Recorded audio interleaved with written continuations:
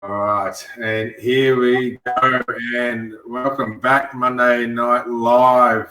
Lance Matroni, obviously, been a big week, big announcement, obviously, yesterday, and people were reacting to the response from Daniel Andrews, obviously working through the restrictions, and obviously, we keep talking about it every week, and there's a lot of anger and confusion moving forward with what's happening, but hopefully people can see the light at the end of the tunnel. But, it's obviously challenging circumstances that we're all going through, and being able to cope with that, being able to cope with that together, and understanding that there's supports around us. I keep saying every week about the practices that we have the opportunity to put in play, and making it work for us, because this COVID challenge is not going to be around forever, and life will come out the other side, but we need to come out the other side stronger and stronger together.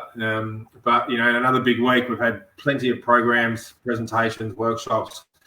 Welfare warrior training is escalating bigger and bigger every week with more bookings, the corporate work. We're looking forward to getting back into the schools, hopefully next term, to try and get a bit more sort of contact there and connection into the conversation.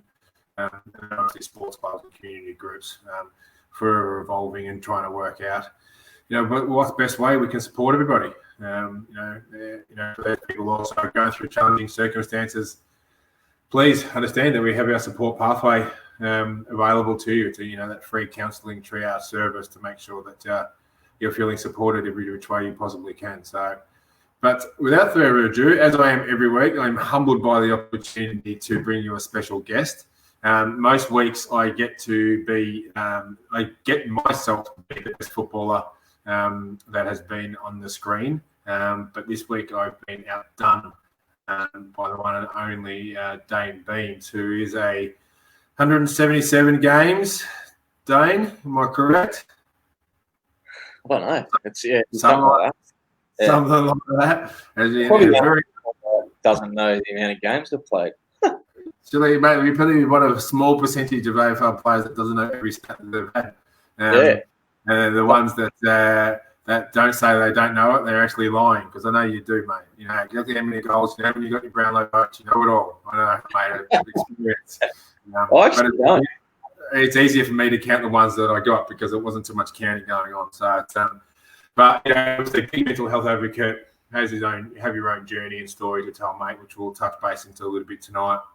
And then obviously we'll work through, the health of mind art, and and we want to touch base on, speak a fair bit about what you're doing with health of mind art, mate, because it's, I keep saying all the time about, we find the brightest, from the darkest of places, we find the brightest of lights, and the journey that you've been through, especially over the last sort of 4 to 5 years, has brought you to obviously now a position that one would say that you found your calling. And in the art space and the work that you're doing, and we're going to show a bit of it later as well, which we're very excited by, because Love Me Love You is a beneficiary of the work that you do, one through advocacy and support and awareness, but obviously through donations that you do from sales. So we greatly appreciate your support.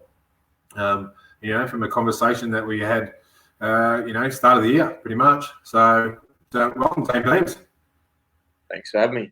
I must apologise for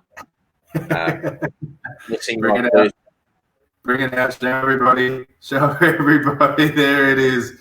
And the Collingwood jokes, they're about to roll in, mate. It's obviously it's my false tooth. I actually did it in my first year, and I've had the false one there, and it decided to snap last week. So times are tough to get to the dentist at the moment. So I'm rolling with the tooth missing. Hey, mate, as I said, you're speaking off there about, mate, you got a mask on the whole time anyway. This is one of the times that you'll have a mask off and people can see it. Do you remember the incident where it happened? Yeah, I do. Yeah. Who was that? It was playing Carlton in my someone. It was actually by accident. Someone, I can't remember who, but someone Shepherd put a bump on Heath Scotland, and he fell back and his head smashed in the back of my into my tooth. So, oh no way! Yeah, it was a bit. It was unlucky, but it happened. So should have worn a mouth guard. You never wore a mouth guard. You never wore a mouth guard to play? I did after that for about 4 or 5 years. You've been a good choice, a wise choice. All those talks and presentations as a in under 12s, mate. I thought it would have been.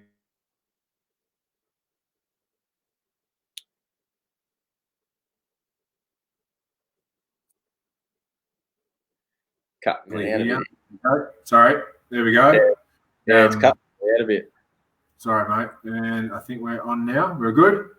Yeah, yep. We're off, and there we go. Yeah. I'm frozen. You are frozen. What's wrong with you? You've got technology. This just proves, no matter who we are and how we go about it, that technology is still going to get the best of us. Hopefully you come back. Where are you going, Dayne? Are you there still, mate? Yeah, I can still hear you. You can still hear me. Well, you're going to have to just watch me. I don't know where you've gone. What's happened to you? It's been a bit of a technology issue. I'll move you and then we can come back in. All good. Well, we'll slowly come back, mate. Technology will kick back in and hopefully you're able to come back into it. So it's not happening. But anyway, we'll move forward. Hopefully this technology will work itself out very quickly because the last thing that people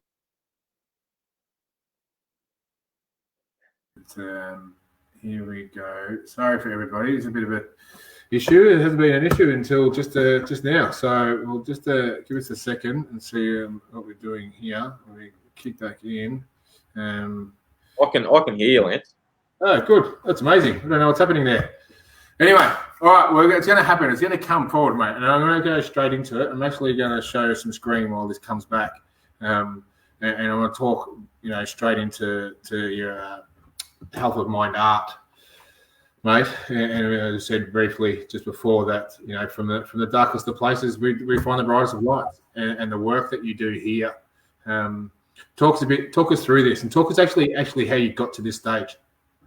So how I initially got to this stage was a little bit by it just happened. What actually led me to art in the first place was I went away. I think it was about June of last year to a facility in Wollongong in Sydney. Yeah. Yep. Sorry. Keep going. Yeah.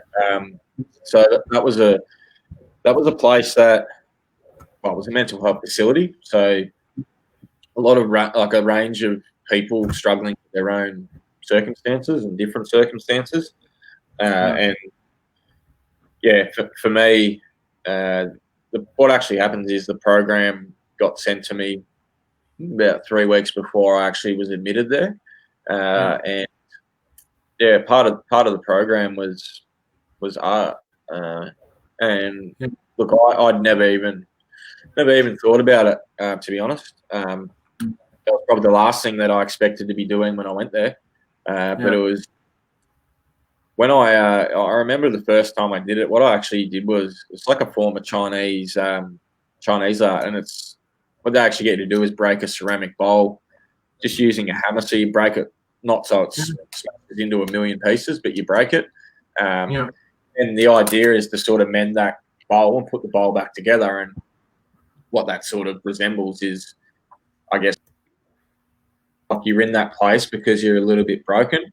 And you're obviously struggling with some things that you're going through, and part of the process is just to put the bowl back together. And I did that, and it took about an hour, and it was something so simple. And I just loved it. Like I was captivated, not so much by what I was actually doing, but it was more so like that I like I was able to sort of get outside, my own thoughts and just park them, and just sort of. I've always struggled to stay in the moment, and it's sort of like how I try and live my life now, like on a day by day process. But I really struggled with that for a long time, so like. Just to be able to sit there and do something so simple and not think about anything else, and then look at my watch, and I was like, all of a sudden, it was time to go and have dinner, like an hour and a half, an hour and a half had gone by, and I was just, like it went so quickly. And from there, from there I spent pretty much the next sort of 2.5 weeks in there every day. Every opportunity that I got outside of the group therapy and stuff that I was going to, I spent every moment I could really in the art room, and I learnt some different things, and from there that really sort of opened up my eyes to the amount of different things that you can do. And for me it was got home and decided to invest in, really I had a couple of trestle tables, a drop sheet, and just basically got the bare sort of accessories to be able to sort of do some painting. And it turned into a little bit like I put it up on my on your Insta. Put some stuff on my Insta. Hang on a sec. Do you want me to leave? No. Keep going, and we'll get to it. All good. Yeah. Put it up on the Insta. Yeah, so I just put it up on my Insta, and I had some people offering to buy some stuff, and from there, that's when it sort of turned into a bit of a passion of mine. And I was making some extra money on the side, and I thought something that I'm passionate about is obviously helping people and sharing my own experiences to try and help others. And that's when I sort of decided, actually, a guy at the footy club, he had done your ride before. Don't talk about the ride, mate. That ride brings back too many bad memories. But we'll touch on that in a second. Shannon introduced me to you, and basically from there, we just sort of teamed up, and hoping to have you in the studio, mate, when things open up and you can do some artwork. Well, I'm very much looking forward to that, Dayne. And mate, we had talked about this before COVID had hit, and we had talked about it and bringing actually the team from Love Me Love You in, and talking about doing some more presentations out there and doing those sorts of things and getting excited by it. And the team were pretty excited by coming out to the warehouse and being a part of it. And we're really looking forward to it as a team. I know I am, and we had talked about it. It was actually just in the break between the COVID restrictions that I was actually coming out, and I hopefully going to do a little custom piece. Do a custom piece for my wife's birthday that was coming up. So it's we were pretty excited at that stage, but then obviously COVID hit, and it just became a bit like, this is not going to work for us, and we can't do it. But once restrictions are fully gone and we're able to get back in there, mate, I'm pumped to be a part of it. It's and where we're actually looking at doing is, one, having the team involved, but actually putting it out to the people out there, because the amount of workshops that you do and coming through, there is a lot going on. So just trying to, sorry mate, we're just having some difficulties getting you back in here. Stream not clicking, not happening. But we do look forward to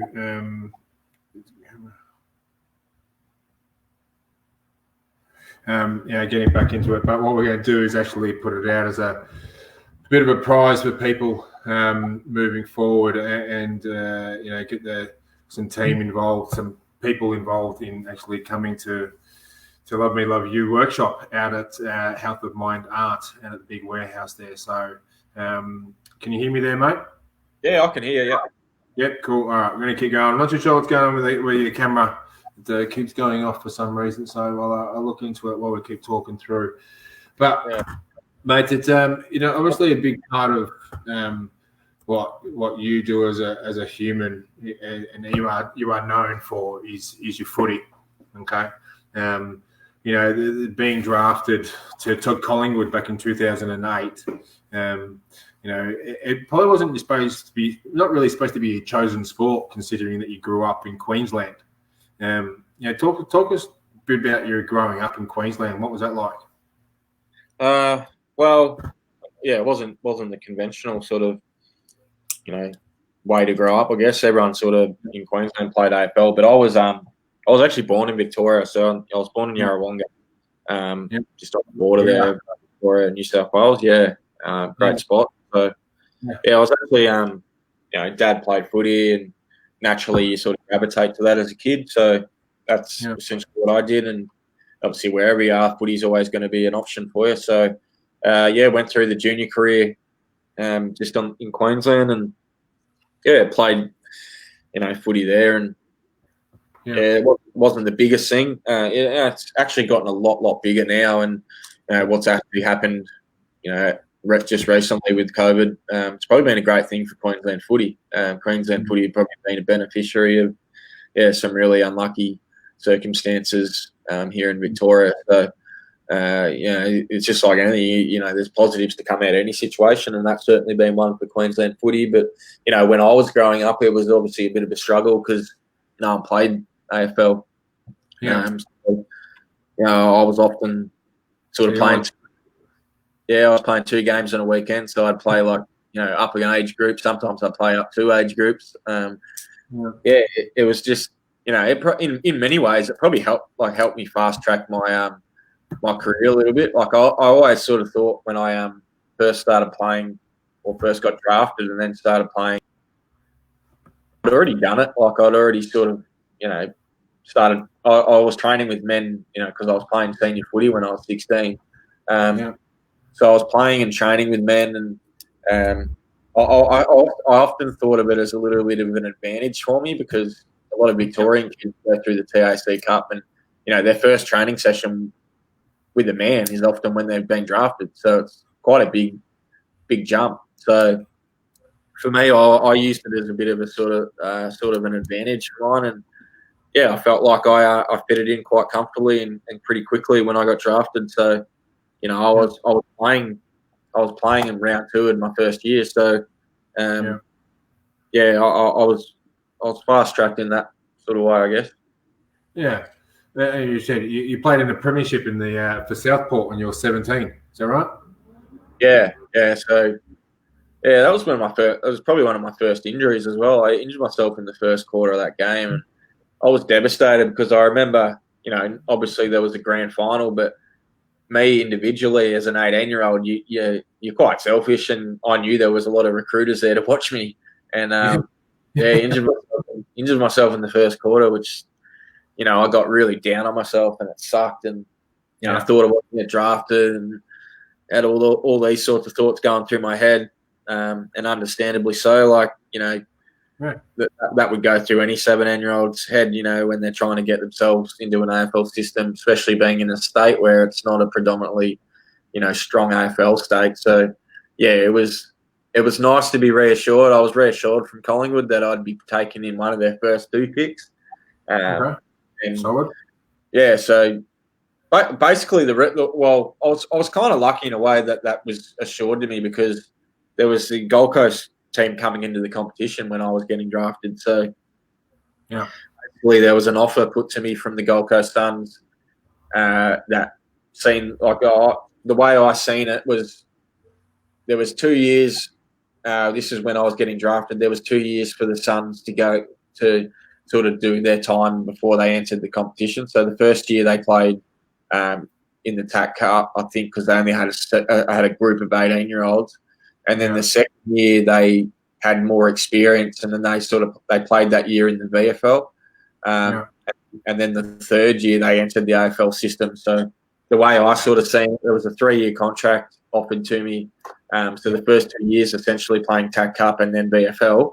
And then the third year obviously going into the AFL competition. So for me, it was like I had that guaranteed, contract of playing AFL footy, or I could do the draft and sort of, run the risk of not being drafted.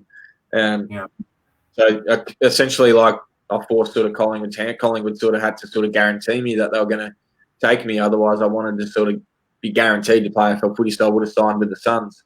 So the way it worked out was pretty good in the end. You know, I said like my first 2 years, I think I played 42 or 43 games and won a premiership. So I would have been, if I had signed with the Suns, I wouldn't have even played an AFL game yet. Wow. So the case of sliding doors, you had it taken one, and you never know who it could have been. But obviously, you had a stellar career at Collingwood. You know, solid 6 years, best and fairest. As you said, you won a premiership. Talk us through the premiership, like something that I never won, and I clearly didn't win at best and fairest. I won them at local level, country level and stuff, but not at AFL level. Obviously, the greatest of dreams to achieve. What was that experience like, especially at such a young age? The premiership? Yeah. Yeah. Well, in many ways for me, like I look back on it, and it's probably where a lot of my anxiety and mental health issues started, because I went through a situation after that grand final, and people may not remember this, but I certainly do because I went through it. But I was caught up in a rape and in a sexual assault investigation, which really shook me as a young kid. Like I just won a premiership, and then I think it was literally the Monday after the premiership, like I was all over the the back page, and it was quite it rocked me a lot, and it probably dented. As I said, it's probably where a lot of my issues sort of started when I look back and reflect. So it wasn't overly like the greatest time for me. Like I didn't really get to enjoy it, at all, because I was stuck inside pretty much from the Monday because I couldn't leave the house because there was, Channel 9, Channel 7 news crews at my letterbox. So there was no real escaping for me. So that the experience, like when I look back at it, and I actually don't, like a lot of people try and talk to me about the premiership, but it's not something I really talk about. It does, it wasn't enjoyable for me at all. Yeah, there was always the triggers an experience that wasn't, nothing to do with footy. Well, I mean, the actual feeling of winning the grand final was like amazing. Like you're playing in front of 100,000 people, and like that's surreal. Like that memory will never sort of, leave me. Like going up, getting presented with my medal, and like those sorts of things, will sort of live with me forever. But it's just that, that negative sort of feeling after it that sort of sticks with me, and it just wasn't an enjoyable time in my life, unfortunately. Yeah. You made the big move to back to Brisbane, or not back to Brisbane, after Brisbane, after 6 years in 2015. First year there, 2015, I'm pretty sure. Yeah. And that based around, a lot of that decision was based around, obviously your dad was pretty ill leading into that. Talk us through that a bit. Yeah, well, I guess it all started really at the start of it was the end of 2013 that he was initially diagnosed. So I remember that. Like I was sitting out the back of my house and got an unusual call from Dad. Like I knew something. Like knew him very well. Spoke to him most days. So it was an unusual call. Like I could tell something's wrong, and for some reason I just knew it. I knew that, like because my pop died of bowel cancer, his dad died of bowel cancer, so I just knew it straight away. Like when Dad called me and told me, like, it was kind of one of those things that it was the first real experience, of any sort of hardship that I'd endured in my life. Like it was, everything up until that point was, pretty rosy for me. Like everything was pretty good. And, you get hit with something that's completely unexpected, and then from there it's just a matter of trying to deal with it the best that you can. And for me, like it was a bit of a roller coaster of a year. Like I remember obviously having the phone call, and then pre-season starting, and then I think he had his first like major operation on the eve of like the 2014 season. I didn't play any like NAB Cup games or anything like that because I was back in Queensland with Dad in the hospital. So that year was challenging. Like just sort of back and forward phone like conversations. Like obviously I couldn't get to Queensland because like I was playing football at the time, and at that stage Dad was he had cancer, but he was sort of back like just living day to day like normally. It wasn't affecting him yet. So, but I knew at some stage it would, and it would get to the point where, I would have to do the things that I ended up having to do for him. And I wasn't going to do that. I wasn't going to do that from Melbourne. Like, it just wasn't an option for me. And look, I know there was, and that's the world that sort of I lived in, was a world of speculation, and there was so much shit sort of spoken about why I was going back to Queensland and my relationship with the coach, and it was all like and really now looking back on it, it was all stuff that was out of my control, and I let it affect me. But you live and you learn, and I sort of used to listen to the things that were said and bite back at people, and it just wasn't it wasn't helpful. I knew why I was going, and I have no regrets about it because obviously got to spend the last sort of 4 years of Dad's life with him. But it wasn't an easy decision, but in many ways it sort of was, because at the end of the day, like, my family's always going to come first, and that's just sort of what I wanted to do. And from there made the move to Queensland, and spent the next 4 years in Queensland basically playing footy, and in the end caring for Dad. In the end, caring for Dad, and caring quite heavily.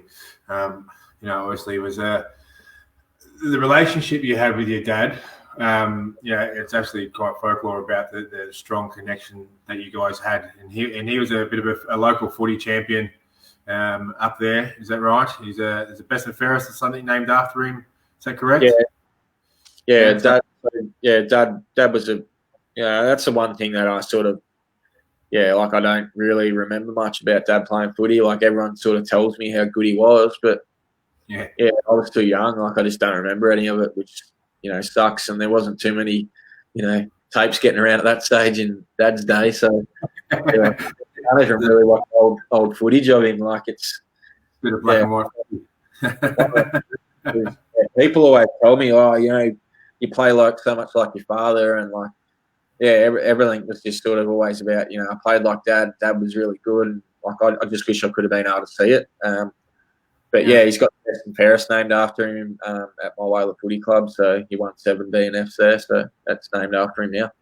It's not a bad record. So if you're, obviously he was able to get a kick. Was he an insider or outside or receiver? Well, many people just say he sort of played similar to me, like, a bit of both, like hit the scoreboard and, wasn't super quick, but sort of just knew where to go and knew where to find it. Wasn't super fit either, like, but just was smart. Like, and I guess that's how I sort of seen myself as a player. Yeah. As a player, how about as a person? With people can't see anymore at the moment because the camera's not working, but without you too, quite the look, mate. It's but and talk about your in terms of your obviously your relationship there. In terms of that's probably why you got into footy, and then obviously when your dad passed away, that you lost a lot of passion for footy in that stage, in that experience. How did the club support you? How did society? What was the process there? Well, it was a weird situation because, like, I didn't see it coming. Like, I just thought like that. Once footy, once Dad passed away and like, footy started again, like, I'll just get back into the swing of things. But it didn't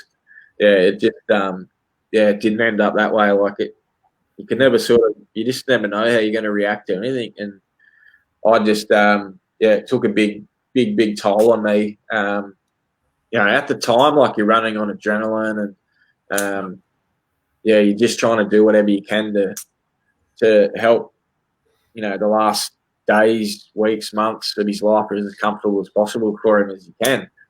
So pretty much that whole pre-season, I barely trained. Like I was trying to juggle training on my own and then obviously having to, because I told the footy club, look, this is the way it's going to be. Like, like there's no other way. Like it's just this is it. I took a lot on. And look, I had help. Like there's, I had my brother and my sister flew up for a while. So I had help, but the large majority, like he was living upstairs at my place until he couldn't get down the stairs anymore. We had to move him downstairs. But I didn't really realise the toll that it was taken on me until he was gone. Until there was no one there to really care for anymore. So I that's when like the real sort of downward spiral in my mental health really, took its lowest point, I guess. And then that's where other things started coming into, just to try and help me get through each day.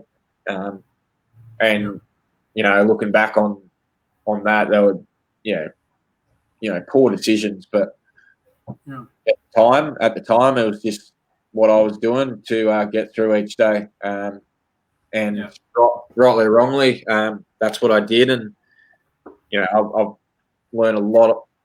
Like I reckon I've learned more in the last sort of 6 to 12 months than I have my whole life. I reckon it's been such a big learning curve for me, and I'm so thankful that a lot of people stuck by me. There's been some people that haven't, and that's okay. I'm okay with that. But as I said, like I've just learned so much, and I think I'm so much more, prepared to help other people now, having experienced my own experiences. So that's what I want to do, because I see it. I've seen it at footy clubs. Like now, having sort of been out of the club and reflecting on, I guess, people around me, because when you're at footy clubs, you're so focused on yourself, about getting the best out of yourself, and you sort of, when you're out, you take a step back and you sort of can see things like, there's so many players in the system that are just getting in bad habits, and you just worry that that at the end of their careers, it's when it often hits a lot of players. Yeah. And that's the issue. I mean, and we've spoken very openly and honestly, you and I. We've had numerous conversations over this last sort of 8 to 10 months, about, obviously the coping strategies that we used, which, at the time you do believe are the ones that are going to work for you. And it's a part of that escapism sort of process there. And, and looking back on those strategies that we used, obviously very harmful in terms of where we're going and how we're going about it. When did it get to the point where you just said, "Oh, actually, I need to talk to somebody"? When did that moment happen? Oh, I had a lot of those sort of moments where people would intervene, and people could see me going down the wrong tracks. People would hear things about like stuff that I was doing, like. Yeah, I had a lot of those moments, but the big moment for me was when I crashed my car. That was the moment where, like, I'd had enough. Like, I didn't want to be doing that anymore. But like when you're caught in addiction, it gets a grip on you like no other, and it literally becomes, especially like when you're sort of you become addicted to drugs, like it has a effect on your brain and the chemistry in your brain. Like, so if you literally don't have your fix for the day, like your brain's going to tell you that you're going to die. Like if you don't have it, like it literally becomes that. Like, so it's quite extreme. So, like, for me, like, I just didn't want to be doing that anymore. I didn't want to be, like, it was consuming so much of me that I just didn't want to be doing it anymore. So, in many ways, like, you know, and I said this before, like, I didn't want to die that day. Like, I just didn't know really what else to do. Like, it was like a big cry for help. Like, something needed to change. And yeah, from that day, I haven't touched a drug from that day. So yeah, it's been pretty good. Like, I feel like I'm right in control of it now. And you are in control. We keep talking about the journey that it is, and hats off to you, as I said, for opening up and being so honest about what was and what is, and you know, the experiences that you're going through, mate. And you know, to clarify for people around it's the pain medication and things along that line, prescription that we're dealing with here, and you know, we often about substance abuse with a lot of people, and people automatically link that conversation to illegal substances, like more of the stuff that I was into. Like you and I have spoken. Like, for me, it was like those downer drugs were the ones that really made me like relax, like just sort of being able to cope. Like, I wasn't into illicit drugs. Like, it was never about that for me. Like, it was more about just calming myself down and relaxing. And little did I know how dangerous it actually was. Like, you know, because I was taking antidepressants and stuff at the time, which, you know, I didn't really realize at the time. But you know, the prescription drugs that I was taking with the prescribed drugs that I was actually prescribed, you know, they had catastrophic consequences for me. And I didn't even know that at the time. And I don't think many people do when they're in the depths of addiction. They don't really care about anything outside of what they're going to do to get that drug. And for me, it just started off as a thing where, you know, it was helping me sort of deal with, it was just helping me deal with Dad's death, but it wasn't a long-term, it was no way a long-term solution. And it was always going to end. It was always going to end the way it did.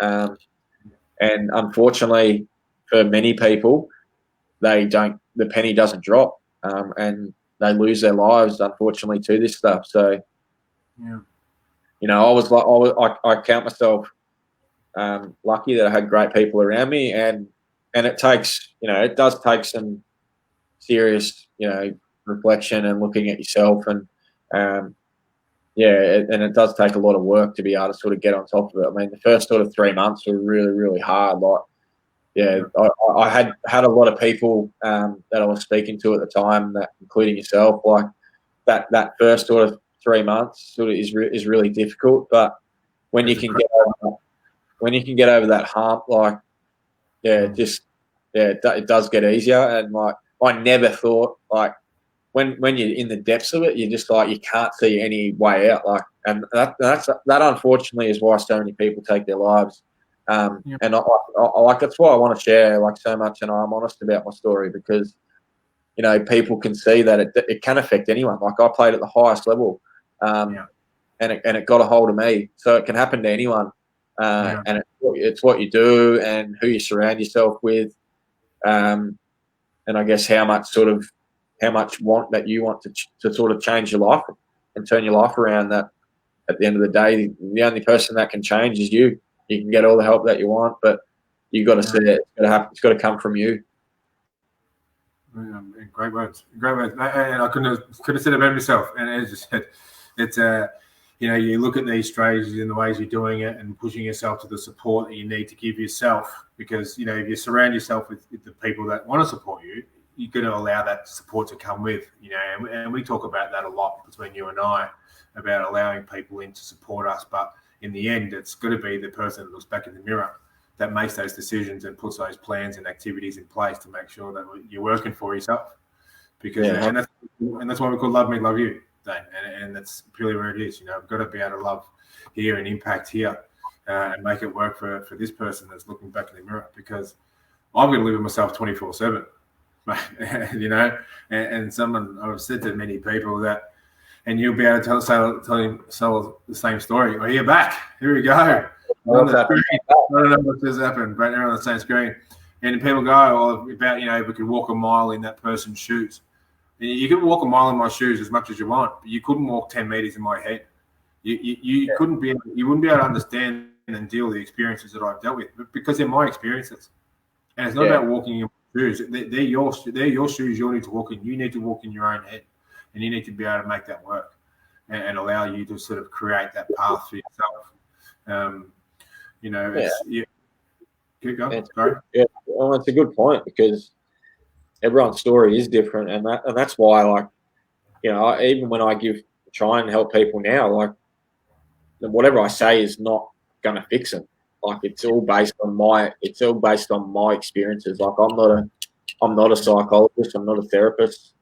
I don't have any credentials, but what I think I do have is a lot of experience now, and I just share my own personal experiences. What worked for me isn't necessarily work for others. So, it's about trying new things, about opening your mind up, and I think when I became more of an open-minded person, I think a lot of my troubles started to really turn around when I started when I changed the way I used to think. Yeah. And coming to that very realization about how you change your mind to think, as you said, the story of the power of storytelling and your connection, being able to consistently invest in yourself, in how you're going about it, and being able to share that story with confidence to say, this is how I go about it. This is how I do it. And you said before, you're going to have people come and go. There's people in your life that aren't in your life now that were in your life for a long time, and that is okay as well. People come and go in your life and your relationships and how things work, but constantly involving and investing in yourself to make it work, so you can be able to share that story. Because as I said before, the power of storytelling drives a very connection into the courage and hope that people need to be a part of their own life. And for yourselves to be able to share that with such courage and honesty. There's a lot of comments coming through about the appreciation of honesty. And I had this today, and I did a presentation with our partners of ours at King Prime. And the guys said at the very end, just really appreciate your honesty in talking about this. And I said, well, if we're talking in the mental health sector, if we don't have honesty, we don't have anything, because we can't move forward with being dishonest or non-authentic or non-genuine in how we're going about it. So, and that's sort of the way I look at it as well. Like when people, it's like people are shocked that you're honest. And for me, it was like, it was one of the things that was holding me back, from being, the person that I wanted to be. The lies, when, as I said, when you're caught up in, destructive sort of coping mechanisms, the first thing that sort of goes out the window is honesty. And you as you just said, you can't move, you can't go anywhere unless you're honest with everyone around you. More importantly, yourself. So when I talk about things, I don't really see them as honest. It just comes out and that's because that's the person I want to. I just don't want to really be telling any lie. It doesn't worry me. There's no harm in the truth. Someone's always got something going on in their life. It's not something that someone listening to this might have heard this 1,000 times. So it's not new to some people. So I don't know. I'm always amazed. Because people always get that feedback that you're so honest. And it's I don't see it that way. It's just. But do you sort of not see it? And I've been guilty of the same, and not see it because we have to live the lie. Yeah. For a long period of time, and and being a part of that now, it's not about being honest. It's about just not living that lie anymore. Because when you start living, and I say this in the presentations we do, is that if you tell a lie often enough to yourself, it becomes the truth. Yeah. To yourself. And you start believing it, you start feeling it, and then that perception you get put out there is how they work that.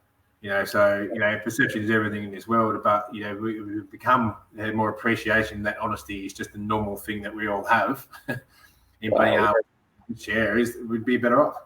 they used to say at footy, train how you play. Or So, you put that into your life. Like, if you're honest with anything, like even if it's the smallest thing, like if you're honest, like, yeah, it should come natural to you. So I don't even like telling little lies to my kids. Like, sort of, I don't even like doing that now. Like, it sort of makes me feel uncomfortable. So it took me a while to get to that.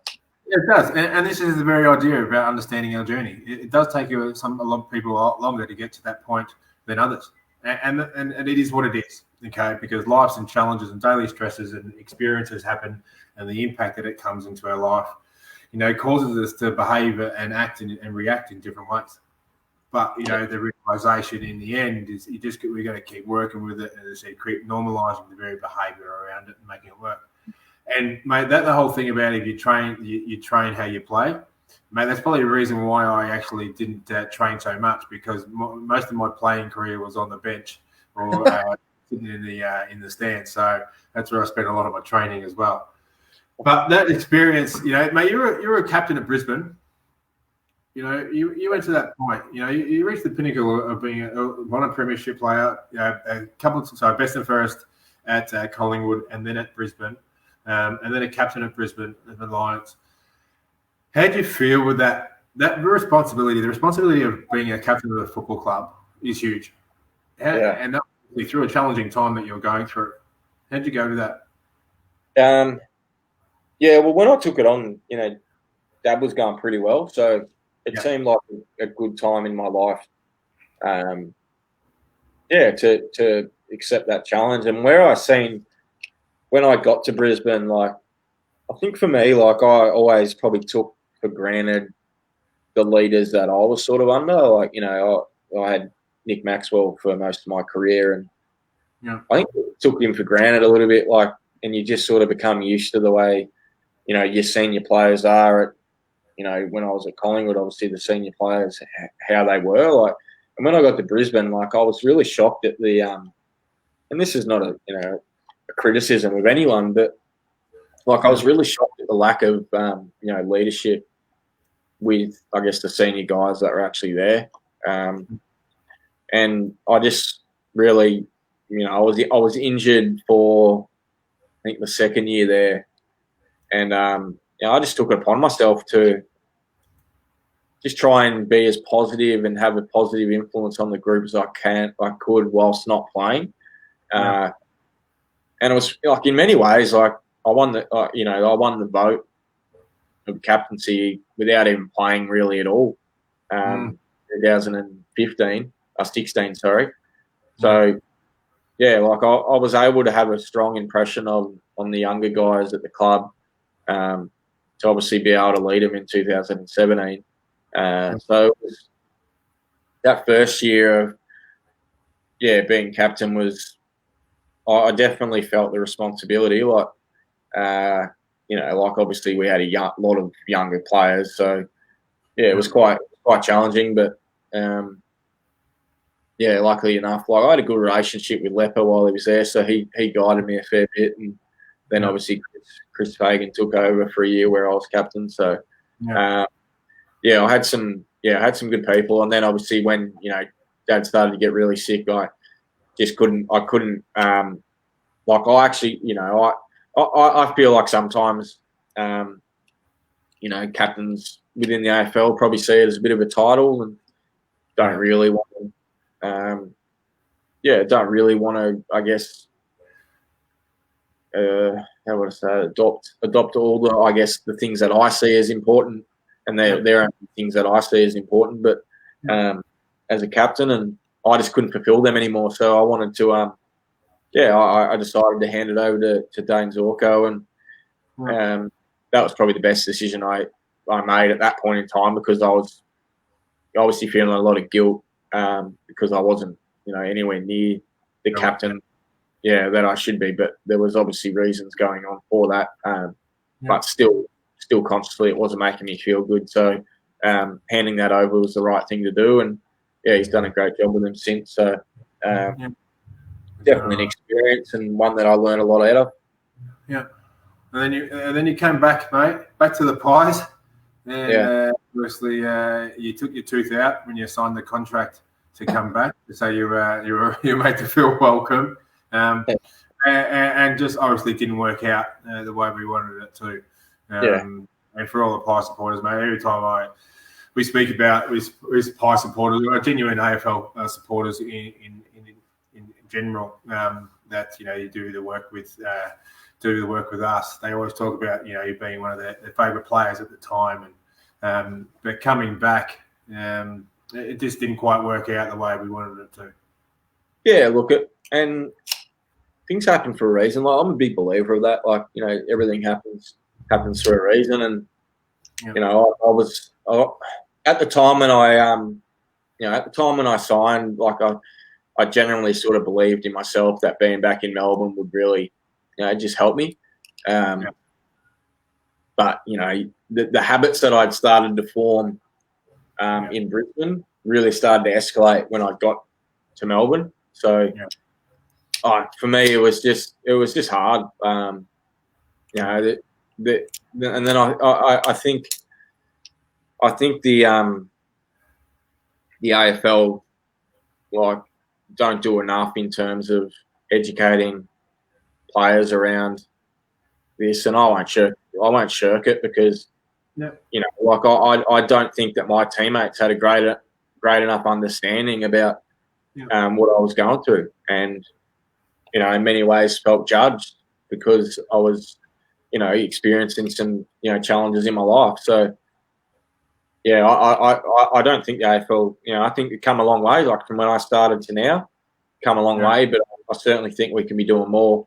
And more in the space that sort of leads, like, I see a lot of players blow a lot of money, like gamble, and these sorts of things, these habits create mental health problems, I feel.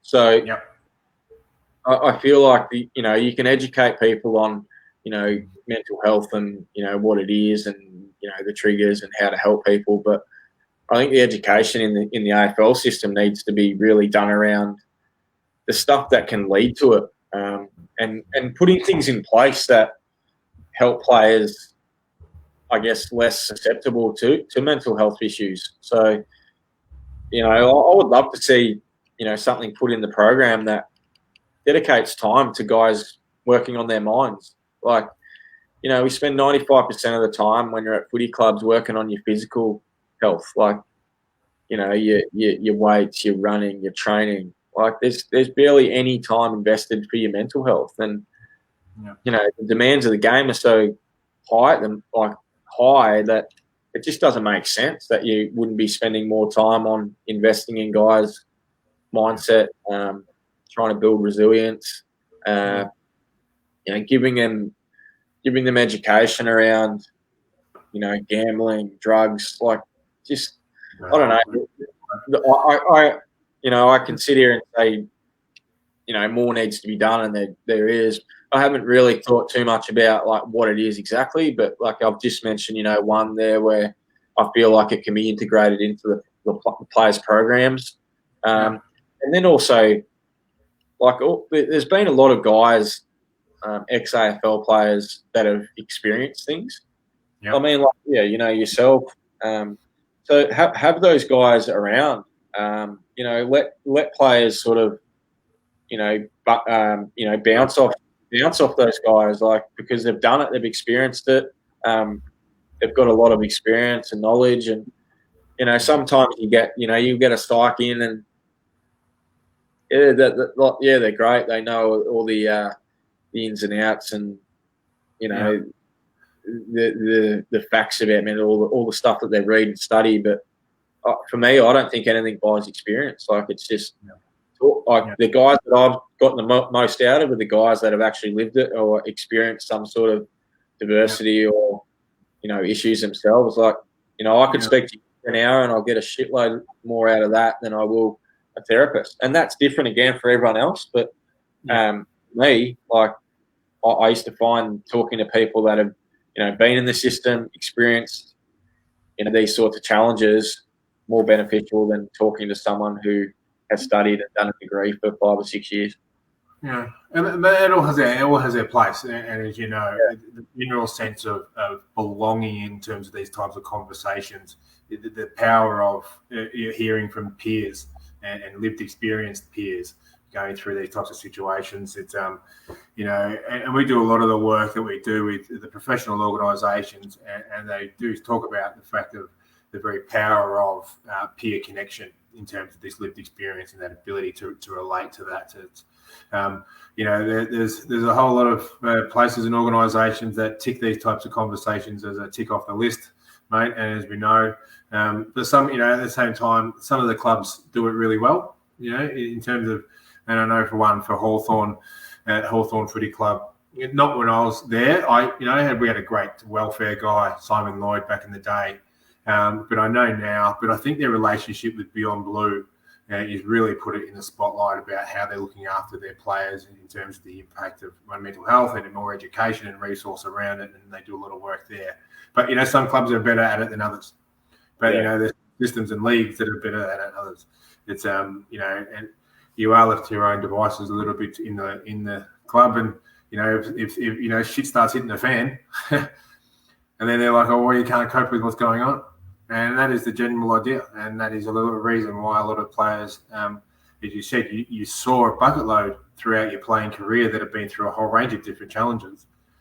But the whole idea that is because you can't speak about it, because obviously that judgment, you talked about that judgment before, that judgment comes with it, and not just from the internal in terms of the players and the club there, but externally. And you talk about there's people are going to say what they want to say, and the impact, and there's people to understand out there is that your words hurt. Whether there's truth to them or not, what you say about people, you work in social media or whatever you're using, your words hurt. So instead of just trying to bring down people just because you think you have a platform and a power of your voice to be able to do that, let's harness the positive energy that as Dayne's been saying. The very idea that we all go through crap. We all go through these different challenging experiences in our life, and different impacts and different things that are happening to us as people. And just because someone's a professional footballer or a successful business person or an amazing dancer or an amazing musician, which we're going to get to in a second, Dayne, but the very experiences of people in communities that we need to be sort of really embracing ourselves, embracing the people around us, so we can, make sure it's a more positive world that we live in. Because the last thing we need to be doing is creating more victims of mental ill health, because that very life is costing people's lives. And the very way people are going about it is going, it's sooner or later, it's going to have to take a current player to suicide before it actually is really smack bang in the face of the AFL before something happens. Yeah, well, I mean, it nearly happened this year. So leave it with Magic Door. So exactly. In many ways, that's forgotten about because he's come back and he's played footy, and that's the story now.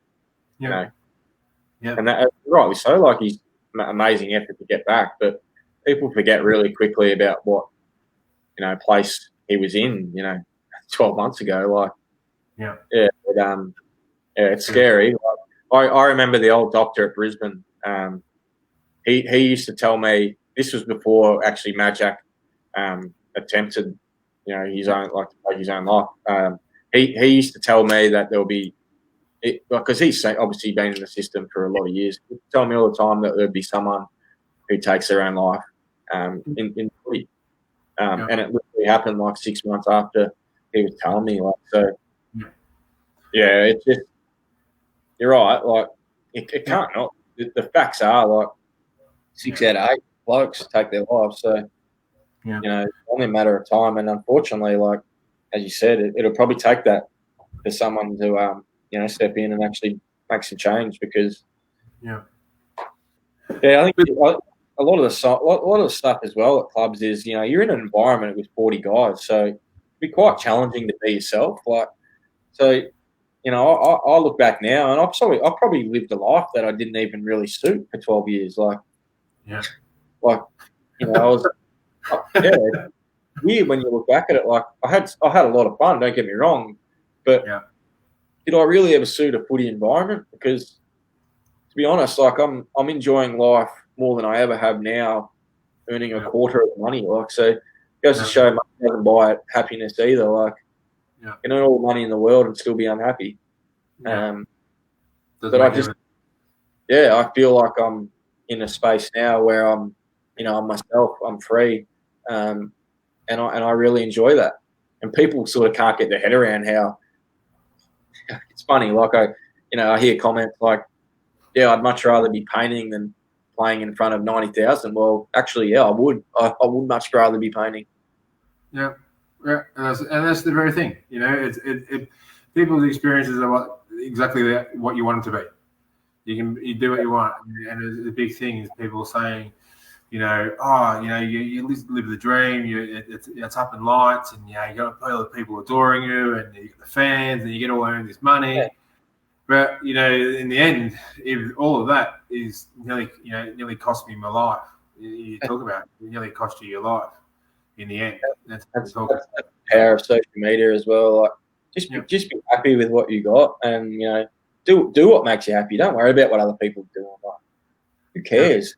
Like, just sort of focus on yourself. Like, that's where social media is a trap. Yeah. But it's got its place, and it's good for things as well. But it is. You say it's the angel and it's the devil, and it can be in which way we want it. Setting boundaries and understandings around it, and how we use it and how we work it through. It's but as I said to you, the more we can put those positive embraces around understanding the challenges and the successes, and being able to celebrate them together both ways. Celebrate your challenges. Let's do this together.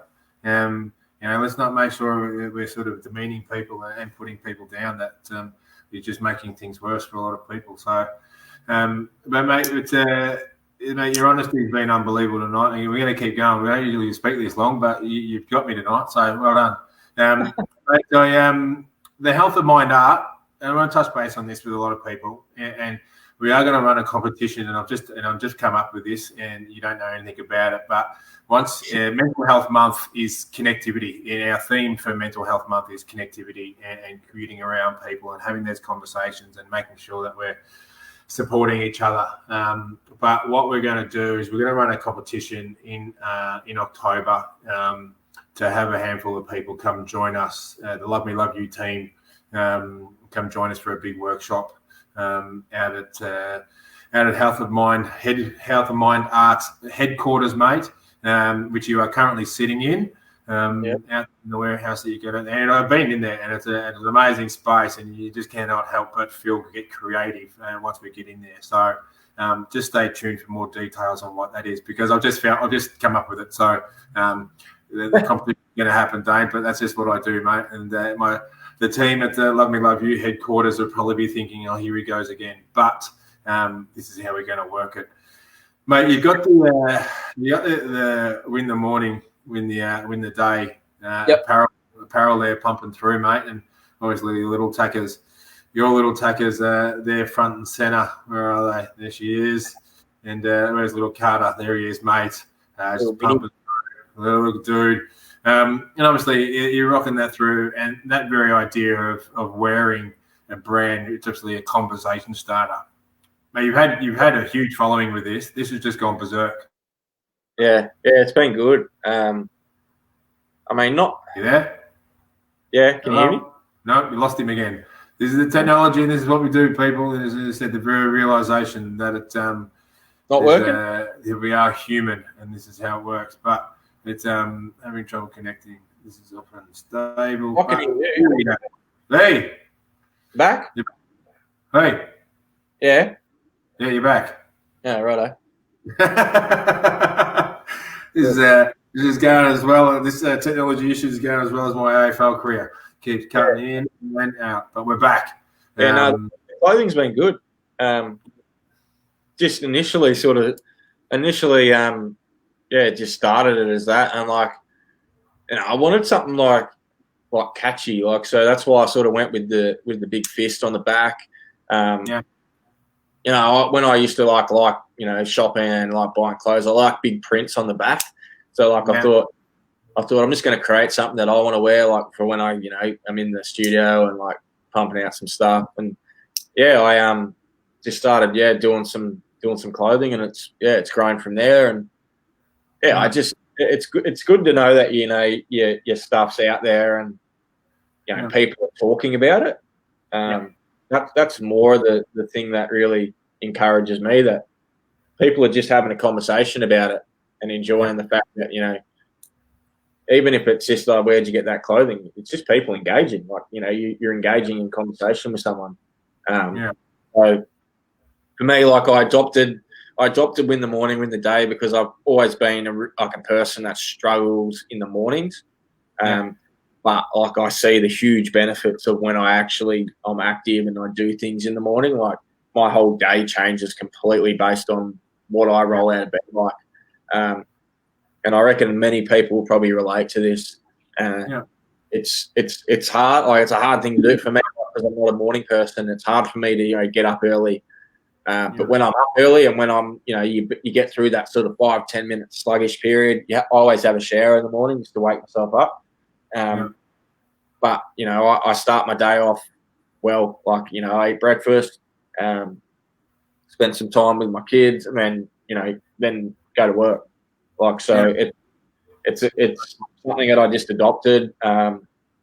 Really, I adopted it back when I went away to the mental health facility. I actually, every morning, I started a walking group there. Like, so we had a good crew. We had about a dozen that would walk to the lighthouse. There was a really nice lighthouse about 30 minutes down to the beach in Wollongong, and watch the sunrise at 6:30. So I adopted it there, and I just thought, like, it was just helping my day, like, so much. Like, I was energized and feeling good about myself, and I just brought it back. There's days where I have, I'll go back to my ways and I'll sleep in, but it never happens twice in a row. So it's just been something that I've adopted, and decided to put it on some clothes because I think it sends a pretty strong message, and it's been cool. We talk about that a lot, and I talk about that very saying about win the morning, win the day, and processing your day and using it as a trigger. Your very behaviours in the mornings do set you up for the day, because often people automatically go, I feel tired today. But you don't actually feel tired today. You feel tired right now, and then it's okay, but let's work this moving forward. You probably just slept 8 hours, and that's perfectly fine. You wake up tired, but you understand those triggers in the morning that actually sets up your day and your movements moving forward. And we know movement creates movement, mate, and energy, that very energy that can be a part of your day. And understanding how you be present in your situation. It's I'm going to go through some comments here before, and you said the health of mind art. We'll put it in the comments. And there's been a few people. I know a lot of people that have contacted me that have brought a ton of your work, a bit of your work, and obviously Alison from our from Lovely head office buys a lot of the tradie hoodies and the work there. And there's I think. She's actually she's going to have to work for another 3 years to pay off the amount of stuff that she's doing for you. So, and her beautiful partner Luke is representing strongly. But mate, just going to go through some comments here before we touch base with everyone on some questions for you. So amazing to find a passion that makes you be present and live in the moment. Art is awesome. Thanks for sharing your story and inspiring others. There you go. Shay, awesome. So Shay's a superstar and a great person in the child consultancy range, and does a lot of work in with parenting and kids, making that work, and obviously looking for stuff that we can do together moving forward. Sarah's lots of love hearts everywhere, mate. Mickey here, Michelle. You're always someone that I love watching. Loved watching in footy. I don't know if she's talking about me or talking about you, mate, but I'll take this one on. Now I love you even more for your resilience and being an advocate for people to speak your own truth. Very inspiring, Beams. And Michelle's a big part of our Love Me, Love You family moving forward. And Christine here lost her son, Bryce, to suicide 11 months ago. It's, big hugs to you, Christine, and family. And we're always here for you, buddy. Beck, thank you, boys, for such an open and honest chat. You're doing amazing work, using your experiences to raise awareness around mental health, which is what we do. and this is the idea of what we do, Dayne, mate. And not a day goes by that is not our vision to make a difference in this space from the work that we do. But we're going to be able to do it. So, thanks for your honesty, moving it through. Thanks for your sharing. This is a big one. I like what he said about no one else being able to walk 10 steps in your head. Well, they couldn't, and I'm going to share that with my clients. There you go. Lots of comments around that space. But, Alison here, obviously our general manager at Love Me, Love You. Spot on, Dayne. Good start, but still a long way to go in the AFL and more broadly, society as a whole. And that is very true. So it's, there's lots of comments here. We do appreciate everyone, doing that and commenting here because, that's the world that we're living in, and we appreciate everyone's support here. Mate, moving forward, I've got some questions for you, and we'll see how you go here. Your point might not mean much to you, or you could just handball them, as I keep saying to you. Although I do remember back in 2012, you did lead the league in handball receives. You didn't know that, did you? For the man that doesn't know his own stats, that's what you did. I would have led the league in a lot of things that year, I reckon.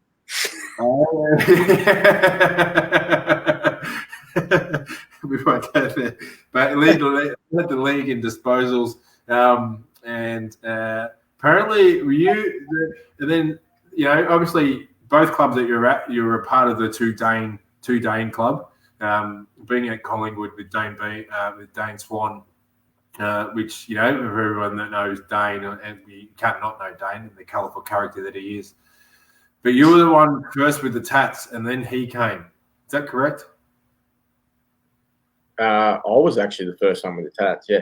Yeah. You were the first, and then he came with the tats. Yeah. So he did you, and then, but you are covered head to toe, and apparently every one of your tattoos has a meaning. Is that correct? Yeah. Actually, my whole left arm is dedicated to Dad, so that's really the only one that has a meaning. That has a meaning. There's flames and poker balls and all the sort of old things going on there, mate. And I'm surprised you don't have a tattoo of me on your butt cheek, but or maybe you do that I haven't seen. So anyway, it'd want to be a big space to be able to cover and put his head on there, mate. It's but what would you tell your 15-year-old self, Dayne? Question for you. What would I tell my 15-year-old self? Well, I mean, a lot of the stuff that I've done now with my therapist has been a lot of the beliefs that I formed when I was a kid. So, probably two answers to the question. One being a parent, like I would be more. I'd try and have more open conversations with my kids. My parents, like back in the day, my parents that just wasn't what happened back in those days. Yeah, so I would say to parents, like, just to have more open and honest conversations and show more vulnerability in front of your kids. Because like the beliefs that they see and I guess the actions that you show, you're the role model. So, and then as a kid, I'd probably I probably would have paid more attention at school. I mean, I would have just paid more attention and sort of try to form some good habits whilst at school. Yeah, cool, nice. What does mateship mean to you, brother? When I think of mateship, I think of loyalty. So, how I want to be seen as a friend is a loyal person. As I said earlier, I've had some people drop off me, and also I think when you go through adversity, you really find out who your true friends are. So for me, I always want to be that person that's there for someone, no matter what they've done. I don't care. It's just want to be that person that's only a phone call, message, whatever it is, away. You can, I just want to be seen as that. Yeah, and I talk about this, and we do a lot of these now presentations when we talk about the values of mateship and how that works, and and that is we're going to ask ourselves a question as well. With that, is that what I bring to the table? and you say that, like I want to be that person. Do I bring that? Do I bring that to the table every time in my relationships with my mates? And to be able to answer that to yourself is it's obviously a journey that you've been on to be able to come to that position, Dayne. So good on you for doing that. Mate, what would you tell your friend or a family member or a loved one who's battling a little bit? When people, like, I get a lot of people reach out to me through Instagram. Yeah. And they reach out to me, I think, because they don't want to put they don't want to be a burden to their loved ones. Yeah. So the first thing I always say to people is, have you spoken to someone that you love about this? Often the answer is no. So that's always the first thing. Like, just open up to someone. It doesn't have to be your girlfriend or your wife. It doesn't have to be your parents. Just be a friend. Because it'll be hard, but who's gonna tell you to piss off?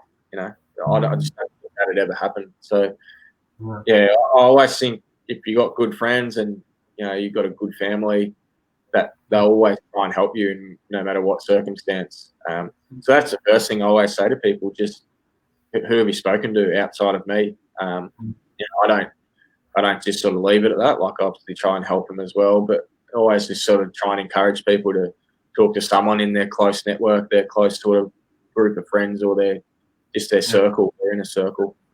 Yeah. And that's a big one. It's about having those conversations. You're not to be the answer to everybody's challenges and they're going through. It's just creating that conversation and then processing that to where it needs to get to. It's always like the old saying, like, the problem halved is a problem. Problem shared is a problem halved. So if you let someone in, you got two steps wide, and you can sort of try and work out a bit of a plan moving forward. Yeah. But when you say that problem halved, it doesn't become their problem. It just becomes a lot easier to talk about and being able to take a lot of that load off, the load out of your head, and make it move forward. What tools, apart from the art, mate, which as you said is amazing, and a lot of great feedback through that, and especially this picture I'm going to show in a second that I love the most. What do you do to keep balanced? What are you doing now? Because obviously it's a big recovery, big journey that we're going through. What are you doing? I think that's the key. Like, it is a journey. So I don't think I'll ever conquer this. Like, it's not something that's ever going to go away. So I'm going to continue to keep trying new things. Something that I guess has worked for me just recently is being able to journal. So being able to even just put some things out on paper, and it's amazing what that does. It just sort of it feels like you actually have had a conversation with someone. So if you ask someone that, maybe you still got me. So if you ask someone that I guess tends to or doesn't really want to talk to someone, try journal. It can be a way to get your thoughts and feelings out. The other thing that I guess it has helped me a little bit as well is, like, I do have some, like, attention trouble. So, like, paying attention and focusing.